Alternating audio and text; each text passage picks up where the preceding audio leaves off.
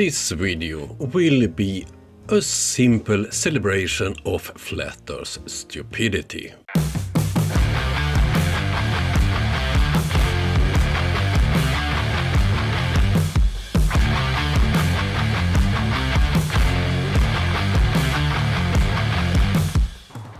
First of all, I want to thank all my patrons, members, donors and subscribers.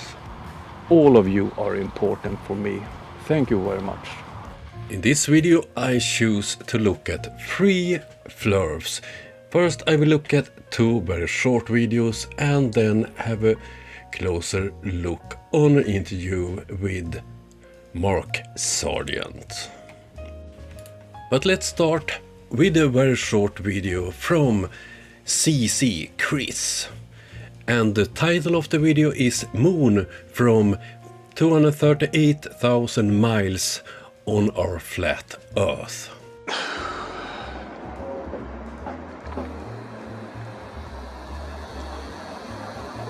I was able to make it home in time.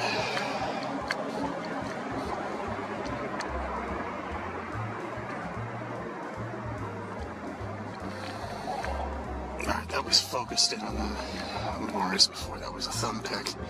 I was focusing on the moon.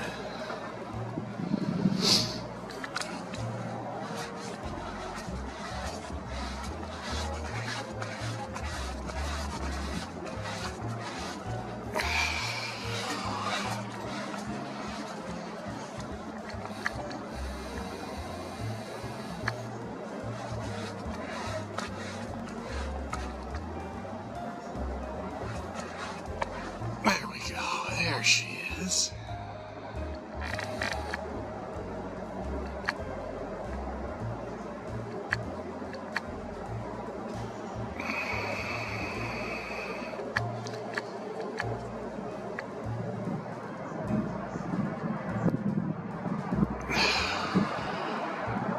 A little chilly out here, guys.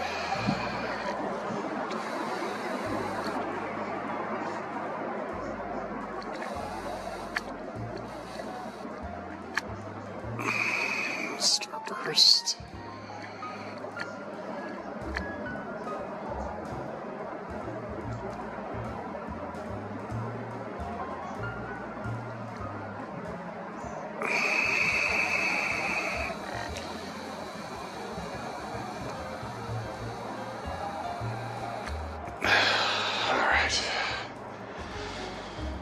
So, what did Chris prove with this video?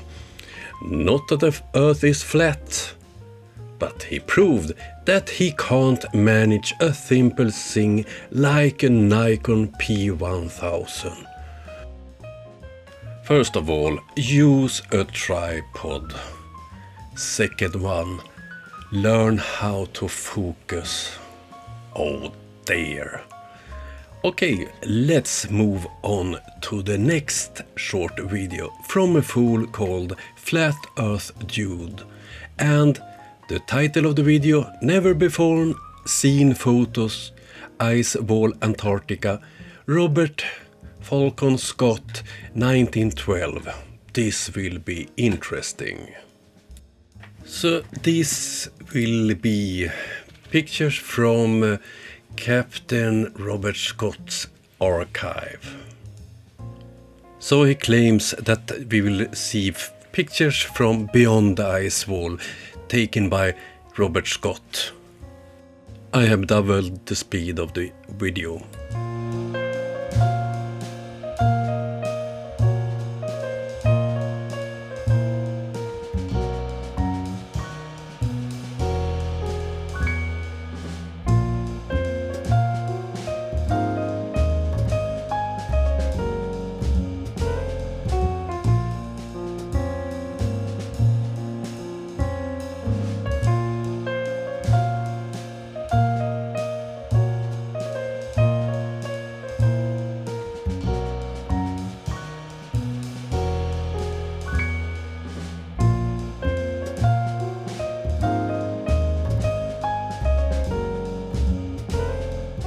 Flat Earth Dude claims that he are showing Never before seen photos from the ice wall Antarctica by Robert Falcon Scott.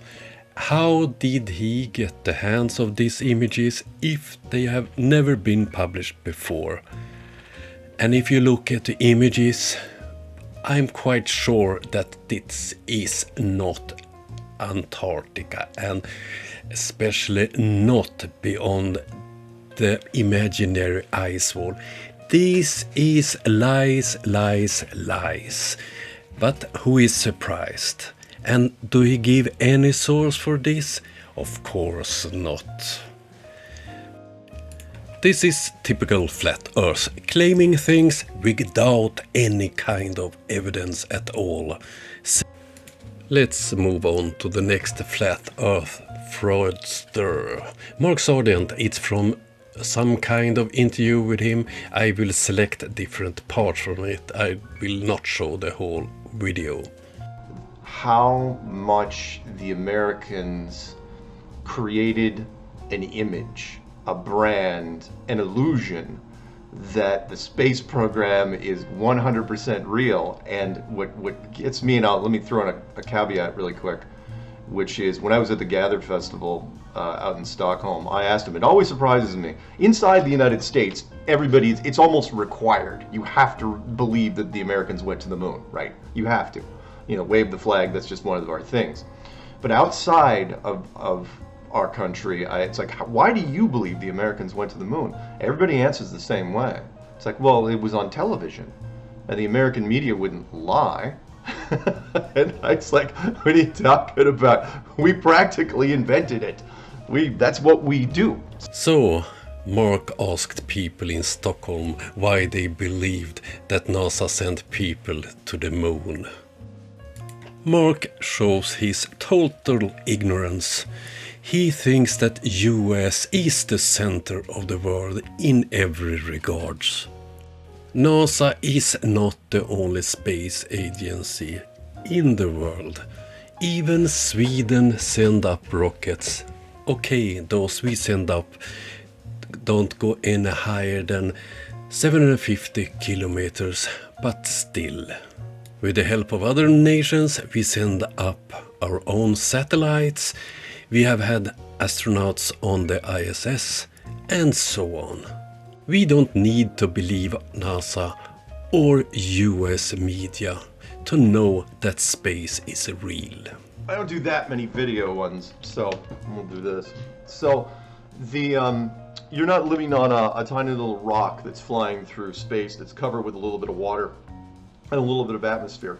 You, in an impossible universe, a residue left over from the Big Bang, you are living in a building, a structure, similar to this, with walls and a floor and a ceiling, and it was built a long time ago by someone that had nothing to do with us. And there's been other cultures that have lived in here, and there's remnants of previous cultures. We're not the first people to rent this apartment. And we didn't even figure it out. We didn't even have the technology to figure it out till almost 1960. The basically Soviet Union and the Americans. And when we figured it out, we decided to keep it a secret because for various reasons. But yeah, it's walls and a floor and a ceiling. North Pole would be at the center. And all the continents are splayed around it, and the only continent that doesn't even remotely look like it should is Antarctica. Antarctica isn't a snowy Australia. It is a giant continent that surrounds the entire thing. The short reply put that is word salad without any evidence. So, because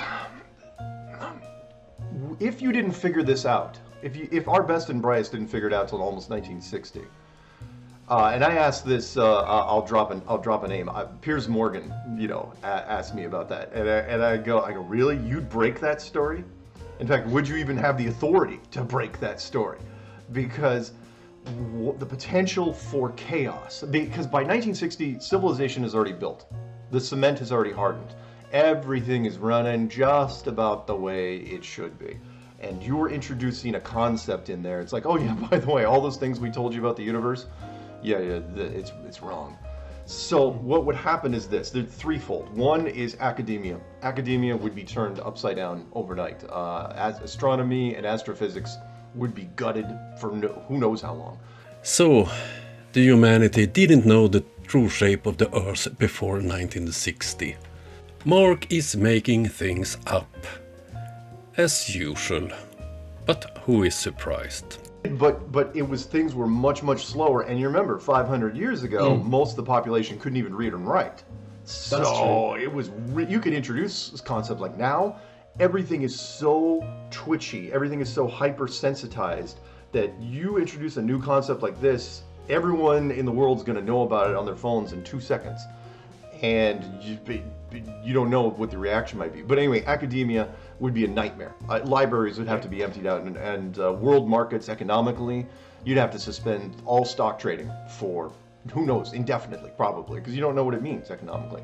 But the big one is religion, which is, you've got the 5 major religious houses, Judaism, Hinduism, Buddhism, Islam, and Christianity, and you're telling them that you're giving them leverage against science simultaneously and asking them not to take advantage of that.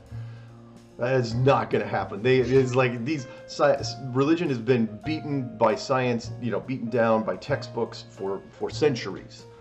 And you're asking them to and then the pendulum's going to swing the other way? No, they're not going to let that happen. Not voluntarily. So they just decided to keep it a secret. And it was a fairly easy secret to keep, which is like you just create the Antarctic Treaty, seal off Antarctica for all time. No country, has set up their operations there. Only the military, mostly Americans, and military scientists go down there. And it's not even up for debate, for review until 2041. 29 countries have bases on Antarctica, and in total it's about 70 bases, and they are not military. Once again, Mark thinks everything revolves around US. You want me to use GPS? Okay, GPS is a great one. In fact, I did a clue. It was one of my earliest things that I did. Was the GPS system, by the way, which is the American military system designed in the 90s. All it is a repurposing of the old LORAN system, LORAN, which is a ground-based high-power radar system, which has limited range. And the reason why we know this, so officially, if you believe the GPS system, it's 32 multi-blanket covering satellites that are flying all over that cover the whole world, right? To show you where you are.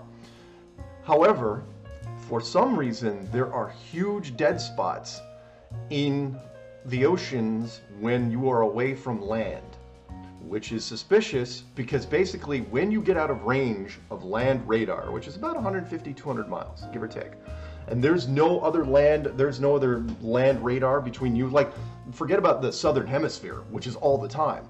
Well, think about like when your plane leaves from California to Hawaii. Great example. Happens all the time. There are no islands between California and Hawaii. That's the first island. That's the whole reason it's a popular zone.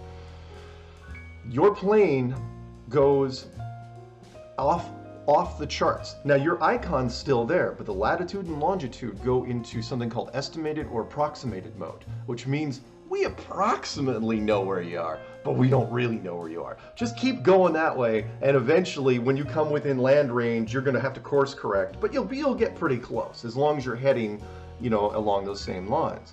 And that happens in all the oceans. It's like, I know you're probably not old enough to remember the Malaysian flights in the Indian Ocean that went down. They never did find them. That and those Yes. and we're talking about 777 state-of-the-art flagships, right? What happened? How did you lose them? Well, because they were in one of the dead zones, which we do not talk about. If you could watch, and again, your plane icon is there. You'll see the plane, the little graphic for it, but the latitude and longitude, blink. Mark talks with such confidence, but he knows nothing of the subjects he trying to debunk. LORAN was not a radar system. It was a radio system. It was radio navigation, and it has nothing to do with GPS. And look at this image from Flight Radar 24. This aircraft is between Hawaii and California, and it's no problem to receive information. Or have a look at this one. The whole Earth and all the ships. Where are those spots that don't reach by GPS?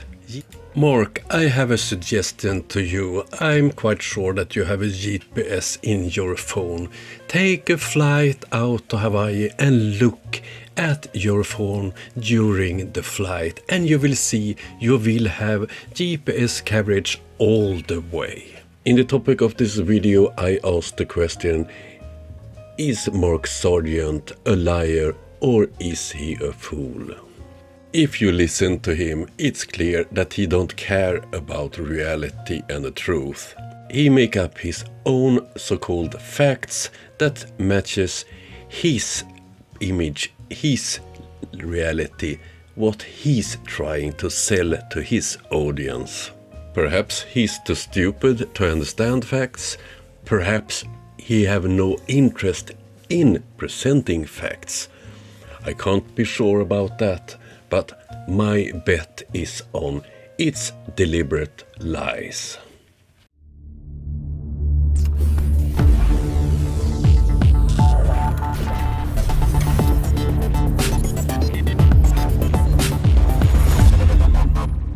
So far, the channel and my friends at work together have raised money, so I have sent 12 drones to Ukraine and 3 big power banks. I need 200 euros more and I can send 1 more drone to Ukraine. Sadly, 5 of those drones have been lost in combat. I almost every day get messages from the soldiers at the front, and they telling me that the drones save lives on Ukrainian soldiers every day. And that's thanks to you all helping me, helping Ukraine, and you helping saving soldiers' lives. If you want to help with drones to Ukraine, please donate using PayPal, link in the description. All channel incomes, ad revenues, memberships, super chats and so on goes to humanitarian aid to Ukraine. And now we have passed 13,000 euros sent to humanitarian aid in Ukraine. Thank you all helping. That was all I had for you today. I will be back tomorrow, Friday, 11 UTC with the live broadcast, and hopefully I will have some guests on that live. So, see you soon. Have a nice day. Bye.